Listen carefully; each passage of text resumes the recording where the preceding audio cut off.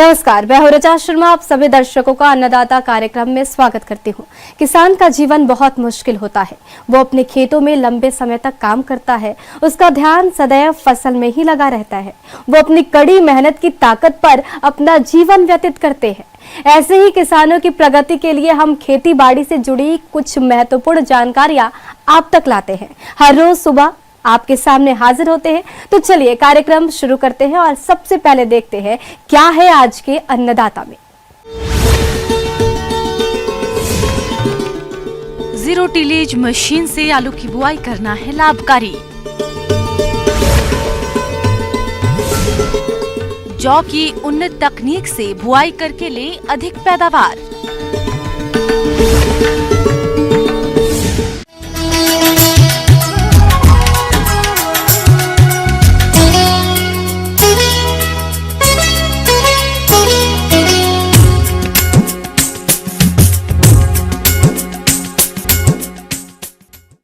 बदलते वक्त के साथ साथ खेती किसानी के क्षेत्र में भी क्रांतिकारी बदलाव हो रहे हैं। नई तकनीकों के इस्तेमाल से जहां फसलों की पैदावार अधिक हुई है, वहीं लागत में भी कमी आई है। इसी क्रम में एक है जीरो टिलेज, यानी खेत की जुताई किए बिना ही फसलों को उगाया जाता है। गेहूं की खेती में इसका प्रयोग पहले से ही किया जाता रहा है, लेकिन अब आप इस विधि से आलू की खेती भी कर सकते हैं। परंतु कैसे करें जीरो टिलेज विधि से आलू की बुआई, इसके बारे में जानकारी दे रहे हैं CSSRI करनाल के कृषि वैज्ञानिक डॉक्टर सुरेश कुमार।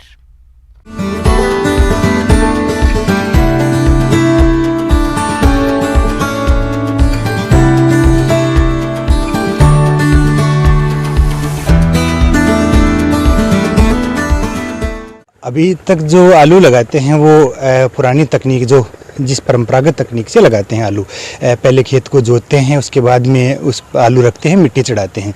तो इसके लिए किसान को बहुत ज़्यादा खर्चा करना पड़ता है, कि चाहे से वो जुताई में ले लो, चाहे से लेबर के रूप में ले लो। तो हाल ही में हमने एक तकनीक ईजाद की है जो है जीरो टिलेज तकनीक। अभी तक दूसरी फसलों में जीरो टिलेज से फसलों की बुआई की जाती है, लेकिन अभी हम आलू की बुआई भी जीरो टिलेज विधि से कर रहे हैं। किसान भाइयों, जीरो टिलेज, जिसे जुताई रहित खेती कहते हैं, इस विधि का प्रयोग अब खरीफ धान के बाद आलू के उत्पादन में किया जा रहा है और इसके काफी अच्छे परिणाम भी सामने आए हैं। तो किस तरह से करते हैं आलू के जीरो टिलेज विधि से बुआई, आइए जानते हैं। इस विधि में आलू को धान काटने या फिर दूसरी फसल के काटने के बाद में सीधे पंक्तियों में रखते हैं। इसमें खेत की जुताई नहीं करते हैं, सीधे पंक्तियों में आलू के बीज को रखते हैं। किसान भाई लगाने के लिए कई किस्में हैं, जिनमें अभी हम जो लगा रहे हैं वो कुफरी पुखराज है, जो पूरे भारत में सबसे ज़्यादा लगाई जाती है। उसके बाद में कुफरी ज्योति आती है। तो मैं कहूँ 1 हेक्टेयर में लगभग 25 से 30 क्विंटल है वो बीज की मात्रा का प्रयोग है किसान भाई को इस विधि में करना चाहिए। किसान भाइयों, आलू के कंदों को हमेशा किसी प्रमाणित संस्था से ही खरीदें।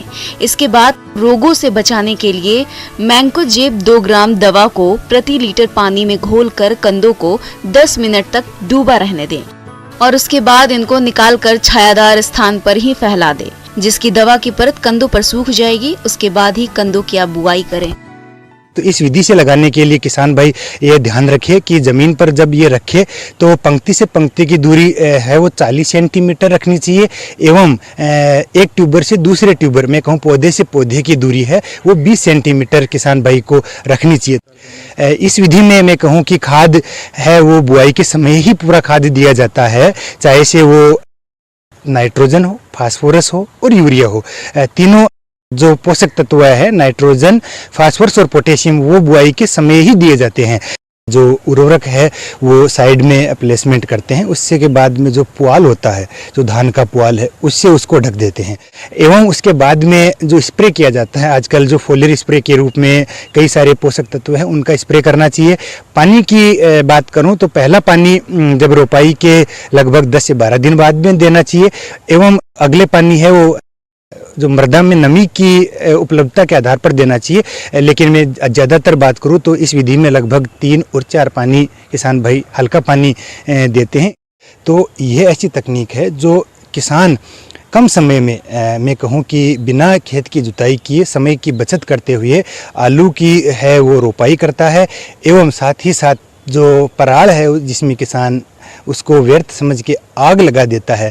इस विधि में पराड़ का उचित प्रबंधन किसान भाई कर सकते हैं। एवं सिंचाई जो किसान भाई अमूमन सभी जगह लगभग 4 से 6 सिंचाई किसान करते हैं आलू में, इस विधि से 3 से 4 सिंचाई करने की ज़रूरत होती है। साथ ही साथ ये जो जीरो टिलेज जो तकनीक है, इस विधि में 15 से 20% तक के उपज में भी वृद्धि होती है। एवं जो अगली फसल जो हम लगाते हैं उसके लिए उचित समय भी मिल जाता है। एवं इस विधि में कोई किसी तरह का खरपतवार नहीं आता है, क्योंकि पुआल है वो ज़मीन को पूरी तरह से ढका हुआ होता है। एवं इस विधि से मैं कहूँ कि जो बीमारियां आती है वो भी बहुत कम आती है। तो किसान भाइयों के लिए जीरो टिलेज विधि से जो आलू लगाते हैं वो एक ऐसी तकनीक है जिससे बहुत ही कम लागत में किसान भाई समय पर आलू की रोपाई कर सकते हैं एवं साथ ही साथ उपज में भी वृद्धि कर सकते हैं। तो किसान भाई यदि इन आधुनिक तकनीकियों को अपनाते हैं तो वो अपनी आय में काफ़ी वृद्धि भी कर सकते हैं। किसान भाइयों, अभी तक आपने खेती से जुड़ी हुई कुछ उपयोगी जानकारियां देखी। अब लेते हैं एक छोटा सा ब्रेक, जल्द ही लौटेंगे और कार्यक्रम में आगे भी है खेती बाड़ी से जुड़ी कुछ महत्वपूर्ण जानकारियां, तो बने रहिए हमारे साथ।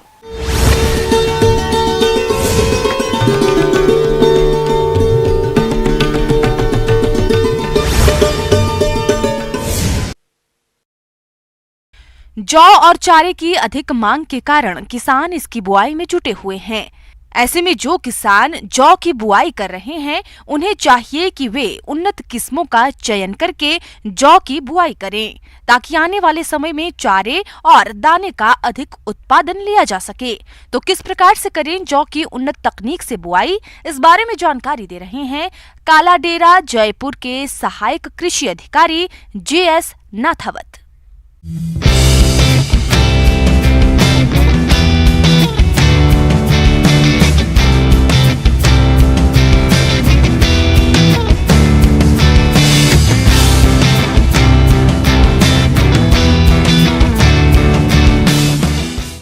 राजस्थान में पानी की कमी है और इस पानी की कमी के कारण फसलें जो हैं वो अपने हिसाब से धीरे धीरे कम होती जा रही हैं। और जो पशुधन है, पशुधन को जो है ना चारे की प्रबल आवश्यकता होती है, बहुत ज़्यादा आवश्यकता है। इस कारण से अगर ये पानी की कमी और पशुधन को ध्यान में रखते हुए अगर अपन ये देखें तो जौ की फसल जो है ना अति उत्तम और लाभकारी है। इसके साथ साथ ही मंडी में जो है इसके भाव भी अच्छे मिलते हैं, पैदावार भी अच्छी होती है। साथ ही साथ मल्टीनेशनल कंपनियां भी इसके जो है सौदागर हैं और वो भी खरीदती रहती हैं। अब इसमें जौ की फसल के लिए खेत की तैयारी विशेष मायने रखती हैं। विशेष तौर से क्या है कि जब भी बुआई जुताई जो है ना अच्छी हो, भुरभुरी हो, साथ ही साथ अपन जो है ना FYM काम मिले, देसी खाद जो है ना वो पर्याप्त मात्रा में लें और अपने केंचुआ खाद हो तो अति उत्तम है। इससे क्या है कि अपने कार्बन जो जैविक कार्बन है वो मृदा में पर्याप्त मात्रा में होगा, तो नाइट्रोजन का रेशियो भी जो है ना पर्याप्त मात्रा में मौजूद रहेगा। तो खेत की तैयारी अच्छे से होने के बाद ढंग से नमी संरक्षण करने के लिए अपन जो है ना ढंग से पलावा कर दें और पलेवा करने के बाद उसमें जो है ना पर्याप्त मात्रा में जो है वो मतलब टाइम दें, जिससे क्या है कि वो भुरभुरा हो जाए। यूँ नहीं कि भाई उसमें ज़्यादातर पानी भरा रहे या ज़्यादा सूख जाए, नमी जो है वो पर्याप्त रहे। किसान भाइयों, यदि आप जौ की बिजाई करने जा रहे हैं तो आपको जौ की उन्नत किस्मों का चयन करना होगा, ताकि आने वाले समय में आपको जौ की फसल से दाने और चारे की अधिक पैदावार मिल सके। जौ बोने के लिए वो RD 2592, RD 2503, RD 2052, RD 2035 और RD 2582 और RD 2715 ये वैरायटियाँ जो है ना सामान्य बुआई के लिए है। और देरी से बुआई के लिए इनमें जो किस्में हैं वो 2508 है। इसके साथ ही साथ अपन इन जो किस्में हैं इनमें ये ध्यान रखें कि कौन सी फसल जो है वो बड़ी बढ़ने वाली है, कौन सी छोटी रहेगी। इसके साथ साथ ये भी देखना है कि इनमें जो किस्में हैं इनमें जो चारे की जो क्वालिटी है वो कौन सी किस्म में अच्छी है। और इसके साथ साथ ही कई भूमि ऐसी होती है जो करीब करीब लवणीय होती हैं और उनमें लवण की मात्रा भी ज़्यादा हो जाती है, जिसमें क्या है कि अपन चलते हैं जो चढ़ चढ़ की आवाज़ करके सफ़ेद सफ़ेद जो है ना ऊपर से परत आ जाती है, इसको अपन लवणीय भूमि कहते हैं। इसके लिए RD 25 से 52 जो है ना वो अच्छी किस्म है, इसमें उपयोग करते हैं तो पैदावार अच्छी मिल जाती है। इसके साथ साथ ही कुछ किस्में इसमें ऐसी भी हैं जहाँ मूल्याग्रस्त जो है ना भूमि है उसमें भी लगानी है और वो फसल जो है ना वो होने नहीं देती, तो इस कारण से मूल्याग्रस्त जो भूमि है उसके लिए मूल्यारोधी किस्म है, उसमें भी RD 2052, RD 2035 ये किस्में हैं वो अच्छी हैं, इनको जो काम मिलें। जौ की फसल में किसी प्रकार के कीट रोगों का प्रकोप नहीं हो, इसके लिए बीजोपचार करना जरूरी है। बीजोपचार करने से फसल में कीट रोगों का प्रकोप नहीं होता है और जौ की फसल से अधिक पैदावार मिलती है। जब ही इसमें जो है ना बुआई करें और बुआई करने के साथ साथ इसमें जो किस्म जो अपन चुन रहे हैं उस किस्म को जो है अपन बीजोपचार करके और बुआई करें। विशेष तौर से बीजोपचार में अपन फफूंदनाशी, कीटनाशी इनसे उपराजित करें और बीज को बोएं। बीज बोने के उपरांत तुरंत ही अपन जो है उसमें ये देखते हैं कि भाई 15-20 दिन बाद में जो खरपतवार वगैरह जो आते हैं तो उनको मानव के द्वारा ही उनको उखाड़ें। साथ ही साथ इसमें पहले जो अपन ये देखते हैं भाई उर्वरक का विशेष ध्यान रखें। जो अपन को जो उर्वरक जो देना है वो उर्वरक अपन को सॉइल हेल्थ कार्ड के हिसाब से, मिट्टी टेस्ट के हिसाब से देना है। जौ की बुआई लाइनों में करें। लाइनों में बुआई करने पर फसल में निराई गुड़ाई करने में आसानी रहती है और फसल की बढ़वार अच्छी होती है। इसके साथ ही फसल की बुआई के बाद जौ की फसल में क्रांतिक अवस्थाओं में सिंचाई करें। फसल की क्रांतिक अवस्थाओं में सिंचाई करने पर पानी की बचत के साथ साथ फसल से अधिक पैदावार मिलती है। किसान भाई ध्यान रखें कि जौ की फसल में फव्वारे से सिंचाई करें, जिससे पानी और श्रम की बचत होती है और कम पानी में अधिक क्षेत्र में सिंचाई की जा सकती है। सिंचाई व्यवस्था वो इनकी क्रांतिक अवस्थाओं पर सिंचाई करें। क्रांतिक अवस्था का मतलब ये है कि जैसे पलेवा कर दिया, पलेवा के बाद में जो है अपन जो प्रथम पानी देते हैं, पहला पानी देते हैं, वो टाइम पे दें। कहने का मतलब ये है कि जैसे एक महीने 35 दिन के आसपास जो है वो पहला पानी दे, दूसरा पानी जो है उसके जो फुटान वगैरह वो चालू हो जाए उस पर दे दें, और तीसरा जो पानी जो अपन दें वो जो जिस टाइम में पोटे की अवस्था सी आवे ना उस टाइम में इसमें तीसरा पानी दे करके और डफ अवस्था पे चौथा पानी दे दें। फिर पर्याप्त पानी उन्हें अपने अच्छी पैदावार और चारा वो सब अच्छा होगा। ग्रामीण कृषि मौसम सेवा मौसम पूर्वानुमान एवं कृषि सलाह जिला जयपुर द्वारा भेजे गए मौसम पूर्वानुमान रिपोर्ट के आधार पर जिला जयपुर और इससे लगे जिलों के किसान भाइयों को सलाह दी जाती है कि आगामी 3 दिनों तक वर्षा की कोई संभावना नहीं है। अधिकतम तापमान 25 से 26 डिग्री सेल्सियस और न्यूनतम तापमान 12 डिग्री सेल्सियस रहने का अनुमान है। अधिकतम सापेक्षिक आर्द्रता 29 से 36% और न्यूनतम सापेक्षिक आर्द्रता 15 से 18% रहने का अनुमान है। औसत हवा की गति 3 से 5 किलोमीटर प्रति घंटे की रफ्तार से चलेगी। ऐसे में इन क्षेत्रों के किसान भाइयों को सलाह दी जाती है कि मटर, सरसों और चना की फसल में खरपतवार नियंत्रण के लिए हाथ से निराई गुड़ाई करें। जीरा की बुआई हेतु खाली पड़े खेतों की जुताई करें और आवश्यक आदानों की अग्रिम व्यवस्था कर लें। जीरा की उन्नत किस्मों में RZ19, RZ209, RZ223, GC2, GC4 का चयन कर सकते हैं।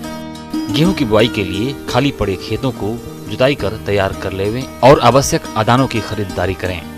किसानों को फसलों की बुआई के लिए उन्नत किस्म के बीज जैसे राज 4079, राज 4120, राज 4037, राज 4238, राज 6560, राज 4083, राज MR1 एवं राज 3765 का चयन कर सकते हैं। 2 ग्राम मैंकोजेब या 2 ग्राम कार्बेंडाजिम का प्रति किलोग्राम बीज की दर से उपचारित कर लें। दीमक के नियंत्रण के लिए फिप्रोनिल 5 SC की 6 मिलीलीटर मात्रा प्रति किलोग्राम बीज की दर से अथवा क्लोथिएनिडीन 50 WDG की 1.5 ग्राम मात्रा प्रति किलोग्राम बीज की दर से आवश्यकता अनुसार पानी में घोल बनाकर बीजों पर समान रूप से छिड़क कर उपचारित करें। मेथी की बुआई का उपयुक्त समय है। किसानों को उन्नत किस्मों के बीज जैसे RMT1, RMT 143, राजेंद्र, क्रांति और पूसा अर्ली बंच का उपयोग करने की सलाह दी जाती है। जड़ सड़न रोग को नियंत्रित करने के लिए बुआई से पहले बीज को मैंकोजेब और कार्बेंडाजिम के मिश्रण की 2 ग्राम मात्रा से प्रति किलोग्राम बीज को उपचारित करने की सलाह दी जाती है। बुआई के लिए 20 से 25 किलोग्राम बीज प्रति हेक्टेयर प्रयोग करें। पंक्ति से पंक्ति की दूरी 30 सेंटीमीटर और पौधे से पौधे की दूरी 8 से 10 सेंटीमीटर रखें। बरसीम की बुआई का उपयुक्त समय है, अतः किसानों को सलाह दी जाती है कि मस्काबी, वरदान, JB1, BL10, BL22, खदरावी, T720, T560 की उन्नत किस्मों के बीज 25 से 30 किलोग्राम बीज प्रति हेक्टेयर दर से उपयोग में लाएं। बुआई से पहले बीजों को राइजोबियम कल्चर से उपचारित अवश्य करें। मिर्च की फसल में पर्णकुंचन और मोज़ेक रोग को फैलने से रोकने के लिए प्रभावित पौधों को उखाड़कर नष्ट कर दें और डाइमेथेट TCC दवा की 1 मिलीलीटर मात्रा प्रति लीटर पानी के हिसाब से घोल बनाकर छिड़काव करें। मधुमक्खी पालन वाले क्षेत्रों में फसल की बुआई के लिए बीज उपचार की सलाह दी जाती है। फसल पर कीटनाशक रसायनों का छिड़काव करते समय मधुमक्खियों को बक्सों के अंदर रखें। कीटनाशक के छिड़काव के 5 से 6 घंटे बाद ही मधुमक्खियों को खोलें। मधुमक्खियों को खेतों में जाने दें। पशुओं को थनैला रोग से बचाव के लिए दूध निकालने की पूर्ण हस्त विधि का उपयोग किया जाए।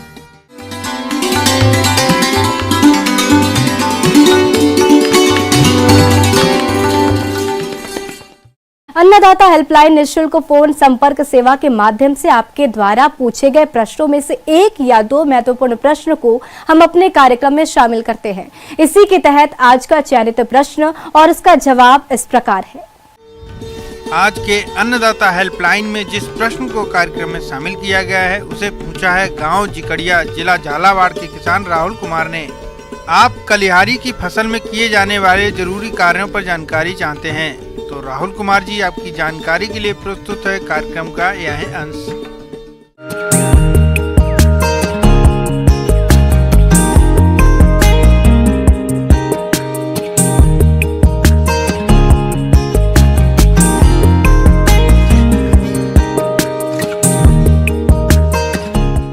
और आज मैं आपको किसान भाइयों को कालीहारी के बारे में, जिसे विशाल उंगली भी कहा जाता है, क्योंकि उसके फूल हमारे उंगली के जैसे होते हैं, इसलिए इसको विशाल उंगली भी कहा जाता है। पौधा है, चूँकि इसके राइजोम का उपयोग हम लोग करते हैं, इसलिए उत्पादन के समय इसके पूरे पौधे को हम लोग को निकालना पड़ता है ताकि इसका हम लोग राइजोम निकाल सके और उसे सुखाकर बाज़ार में हम लोग बिक्री कर सके। राइजोम का उपयोग भिन्न भिन्न प्रकार के दवाओं में किया जाता है। आयुर्वेदिक में ये एक अपना महत्वपूर्ण स्थान रखता है। भिन्न भिन्न प्रकार के बीमारियों को रोकथाम के लिए या उसके अंदर भिन्न भिन्न प्रकार के मिट्टी के कार्य को करने के लिए हम लोग आने जाने में सुविधा हो, ताकि हम लोग रोग से रोग की दूरी को ऐसे बनाएं ताकि उसमें किसान भाई आसानी से देख सकें कि उसकी वृद्धि कैसी हो रही है। अगर उपचार की आवश्यकता है, अगर उसमें मिट्टी चढ़ाने की आवश्यकता है या उसमें किसी भी प्रकार की रासायनिक खाद या फर्टिलाइज़र डालने की आवश्यकता है, तो हम लोग को मूवमेंट में, वहाँ पर आवागमन में हम लोग को किसी प्रकार के दिक्कत ना हो और समय समय पर हम लोग उसका जो खेती के तरीके हैं, जैसे निकाई गुराई हो या उसकी देखभाल हो, समय पर कीटनाशकों की अगर आवश्यकता पड़े तो हम लोग रासायनिक कीट के अलावा हम लोग नीम ऑयल का भी इस्तेमाल कर हम भिन्न भिन्न प्रकार के व्याधियों से निपटारे कर सकते हैं और अच्छा उत्पादन ले सकते हैं। पत्ती का झुलसा रोग, यह एक पैथोजेनिक बीमारी है जो पत्तों को भूरा और क्लोरोसिस कर देती है और सारे पौधे नष्ट होने लगते हैं। जिसकी रोकथाम के लिए मैंकोजेब 2 ग्राम प्रति लीटर पानी के हिसाब से घोल बनाकर छिड़काव करें। और जहाँ तक लागत की बात है तो प्रति हेक्टेयर इसमें 70 से 80 हज़ार रुपये प्रति हेक्टेयर लागत आती है और इसमें कम से कम 2.5 से 3 लाख का आपका मूल्य तैयार होता है। इसे मूल्य 2.5 से 3 लाख के मूल्य में हम लोग बाज़ार में बिक्री कर सकते हैं, जिससे कि हमको लगभग 2 लाख का मुनाफा हो सकता है। और ये जो पौधा है, चूँकि इसके राइजोम का उपयोग हम लोग करते हैं, इसलिए उत्पादन के समय इसके पूरे पौधे को हम लोग को निकालना पड़ता है ताकि इसका हम लोग राइजोम निकाल सके और उसे सुखाकर बाज़ार में हम लोग बिक्री कर सके। इसकी कटाई बिजाई के 170 से 180 दिनों के बाद शुरू की जाती है। जब इसके फल हल्के हरे रंग के गहरे रंग के हो जाते हैं तब इनकी तुड़ाई की जाती है। गांठों की कटाई 5 से 6 साल के बाद की जाती है। बीजों की प्राप्ति के लिए पके हुए फूल लिए जाते हैं और नए उत्पाद तैयार करने के लिए मिट्टी के नीचे गांठों को निकाल लेते हैं। अगर इस चीज़ को हम ध्यान में रख के खेती करेंगे, वैज्ञानिक तरीके से खेती करेंगे, तो किसानों को उचित समय पर बिना किसी नुकसान के उचित उत्पादन और अच्छे उत्पादन के साथ अच्छा मूल्य में मिल जाएगा।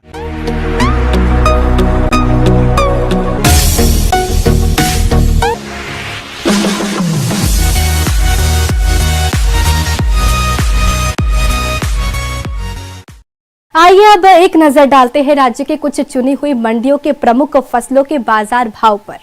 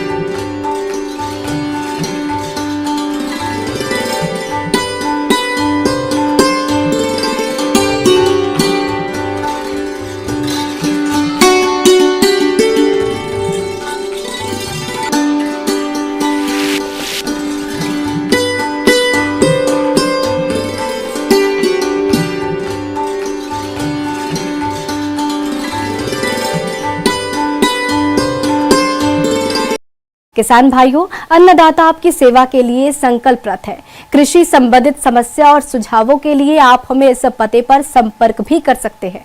प्रोड्यूसर अन्नदाता news 18 Rajasthan, Ramoji film city Hyderabad 501512। साथ ही आप हमें ईमेल भी कर सकते हैं।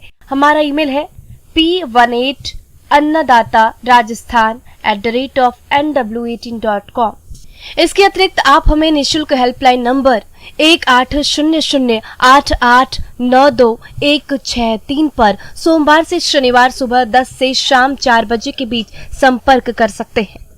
किसान भाइयों, अब समय हो रहा है आपसे विदा लेने का, तो हमारी अन्नदाता टीम को दीजिए इजाजत। कल फिर आपसे होगी मुलाकात कृषि संबंधित कुछ और महत्वपूर्ण जानकारियों के साथ। नमस्कार।